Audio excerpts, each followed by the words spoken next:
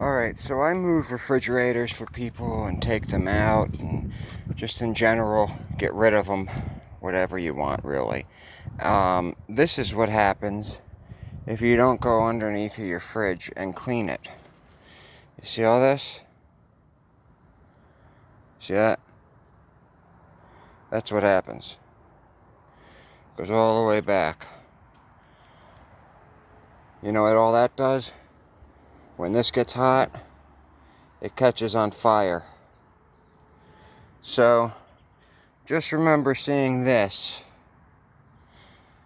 the next time you've got a couple of minutes and your fridge hasn't had its underneath cleaned in a year or two.